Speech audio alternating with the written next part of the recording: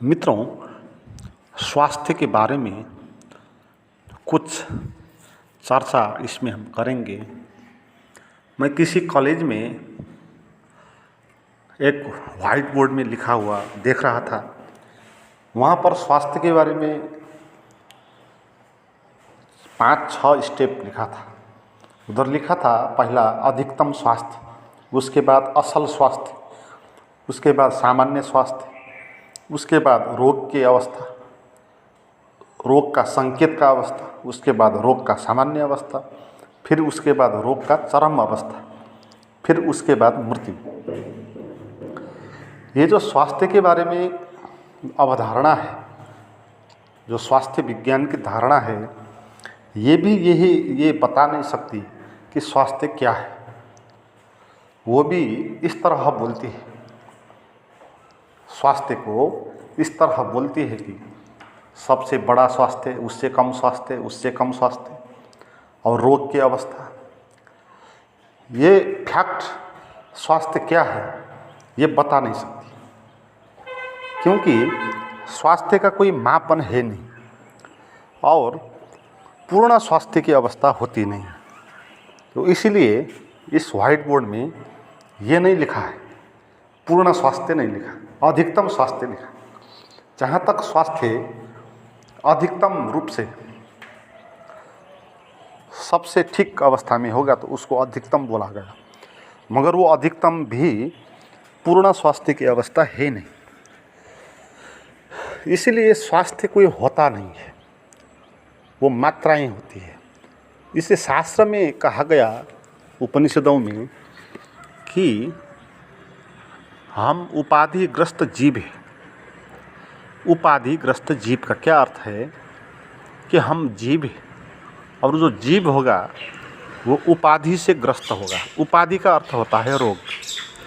तो आध्यात्मिक दृष्टि में जीव एक रोग है, उसका होना एक रोग है, तो शरीर का होना ही एक रोग है। इसलिए शरीर कभी स्वस्थ हो नहीं सकता। यह स्वास्थ्य का विज्ञान भी ये बता रहा है, वो भी बता नहीं सकता कि पूर्ण स्वास्थ्य होता है। आपके शरीर में कोई रोग हो तो उसको बोलते हैं ये रोगी है, मगर कुछ रोग है नहीं, फिर भी उस पर रोग की संभावना होती है, फिर भी वो शरीर में पीड़ा होती है, मानसिक चिंता होती है। शारीरिक रूप से कोई दुख या कोई रोग ना हो तो भी मानसिक चिंता है तो उसका शरीर पीड़ित महसूस होता है। तो शरीर एक पीड़ा का महसूस करने वाला यंत्र है। तो शरीर जब तक है वो कभी भी पूर्ण स्वस्थ हो नहीं सकता। शरीर रोगों का घर है। और आपने देखे होंगे, जो आदमी पीड़ित है, अस्पताल में भर्ती हुई है, बीमार है, तो उनको तो कष्ट होता ही है, वो तो बोलेंगे ही कि वो ठीक नहीं है। और जो ठीक है शारीरिक रूप से, जिसको कुछ रोग लगा नहीं है, शारीरिक रोग नहीं है लगा, मेंटल रोग भी नहीं है, उस स्वस्थ आदमी को भी आप देखो, उसका शरीर का अध्ययन करो तो उसका शरीर भी स्वस्थ नहीं होगा। वो शरीर में भी कुछ ना कुछ दिक्कतें होती रहेगी। वो भारपन होगा, अलसीपन होगा, चिड़चिड़ाहट होगी, कुछ ना कुछ समस्या होगा। पेट का समस्या हो सकता है, गैस का समस्या हो सकता है। तो शरीर के अंदर इतनी सारी व्यवस्था है, तो वो व्यवस्था में पूर्ण स्वस्थ वो हो नहीं सकता। तो अध्यात्म भी बोलता है कि शरीर का होना ही एक रोग है। इस पर कुछ और रोग लगे या ना लगे, ये जीव का होना एक उपाधि है। क्यों है? क्योंकि ये जीव होना नहीं था, ये होना नहीं था इसका, मगर हो गया, क्योंकि ये अपूर्ण है। जीव या शरीर अपूर्ण होता है। जब बच्चे पैदा होता है तो वो अपूर्ण पैदा होता है, सबसे कम अपूर्ण बच्चे होता है, फिर पूर्णता की ओर वो आगे बढ़ता है। और जो बच्चा का शरीर है वो कमज़ोर होता है, उसमें साहस नहीं होता, उसमें शक्ति नहीं होता। तो ऐसा नाजुक शरीर होता है, तो फिर वो विकसित होने लगता है। मगर जब बात वृद्धावस्था में, फिर ये शरीर सिकुड़ने लगता है, इसके सेल्स मरने लगते हैं, धीरे धीरे इसकी पीड़ा और भी बढ़ जाती है। इसलिए जो वृद्ध आदमी है उसको बड़ा जीवन बिताने में बड़ा कठिनाई होता है, क्योंकि शरीर उसको साथ नहीं दे रहा। उसको जाने मन लग रहा है कहीं, वो जा नहीं सकता। उसको कुछ खाने मन लग रहा है, वो खा नहीं सकता। उसको उसके भीतर यौन की इच्छा पैदा हो रही है, मगर वो उसकी पूर्ति नहीं कर सकता। वो किसी से बात करना चाहता है, मगर कोई बात करने के लिए नहीं आता। वृद्ध व्यक्ति के पास उनसे बात करने में कोई नहीं आता है, तो उसको अकेला रहना पड़ता और इच्छाओं को दबाना पड़ता, और शरीर भी अशक्त होता जाता।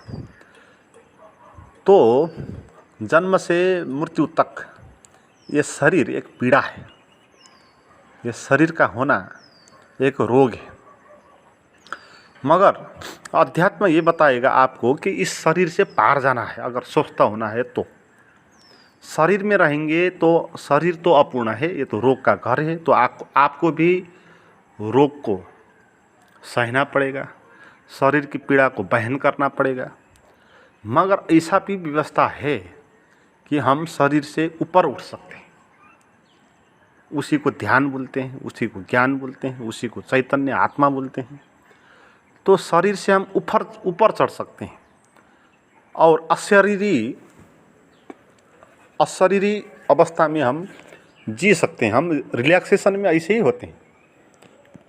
आपका शरीर कहीं पर बैठा है विश्राम में, तो क्या होता है वहाँ, आप शरीर को छोड़ देते हो और आप कहीं पर लीन हो जाते हो, किसी मन के किसी लोक पर, किसी शून्यता पर।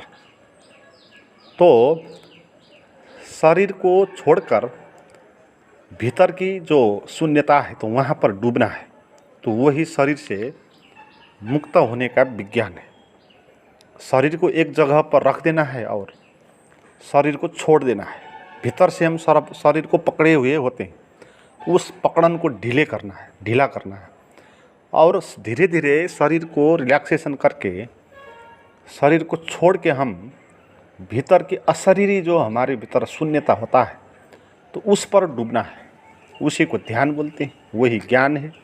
अध्यात्म भी वही है, मुक्ति भी वही है, आनंद भी वही है, क्योंकि वहीं पर ही आनंद हो सकता है जहाँ तक शरीर आपका जुड़ा हुआ, शरीर का अनुभव जहाँ तक आपको हो रहा हो, वहाँ तक आपको पीड़ा का महसूस होगा। और जहाँ शरीर का अनुभव कम होने लगेगा, आप देखें जब आप खुश होते हैं क्या होता है, उस पर शरीर का अनुभव कम होने लगता है। और हमारा जो खुशी है वो और क्या है, शरीर का भारपन का अनुभव ना होना। शरीर ऐसा महसूस होना जैसा कि है ही नहीं, या ऐसा हल्का हो जाना जैसे कपास उड़ रहा है। तो इस स्थिति पर हम खुश हो सकते हैं। और जब हम प्रेम में व शारीरिक, मानसिक, सांसारिक प्रेम में व आनंद में भी जब भी हमको खुशी अनुभव हुआ है, तो वहाँ पर एक ही घटना घटती है कि हम शरीर के भारपन से थोड़ा दूर हो जाते हैं, कुछ सूखे हुए पत्ते जैसे हो जाते हैं। तो जब इस किस्म का अनुभव होगा तब उसको बोलते हैं ये स्वास्थ्य है। तो ध्यान ही स्वास्थ्य है। तो स्वास्थ्य का अर्थ शरीर से संबंध है नहीं। अध्यात्म में ओशो भी बोलते थे यह बात। अध्यात्म में स्वास्थ्य का संबंध शरीर से है नहीं, क्योंकि शरीर तो अस्वास्थ्य है, तो वो स्वस्थ हो ही नहीं सकता। तो स्वास्थ्य एक गलत शब्द है जब हम शरीर पे इसका इस्तेमाल कर रहे हैं। तो अध्यात्म ये बोलेगा कि स्वास्थ्य शरीर में होता ही नहीं है, मगर शरीर से भिन्न होकर अशरीरी, निराकार, निर्विचार व शून्य की दशा में जब डूबते हैं हम, तो वहाँ पर जो अनुभव होता है वही स्वास्थ्य है। क्योंकि वहाँ पर पूर्णता है, वहाँ पर शरीर का बंधन पहुँच नहीं सकता, तो आप पूर्ण हो गए। तो जो शब्द है जो स्वास्थ्य, तो इसका अर्थ ही ये होता है कि सो प्लस स्थिति। सो में स्थिति जो है, स्थिति जो है, सो का मतलब होता है जो उसका स्वभाव है। तो हमारा स्वभाव क्या है, हमारा स्वभाव शरीर है नहीं। शरीर तो हमारा बाहर का एक सतह है, वो कपड़े जैसा है।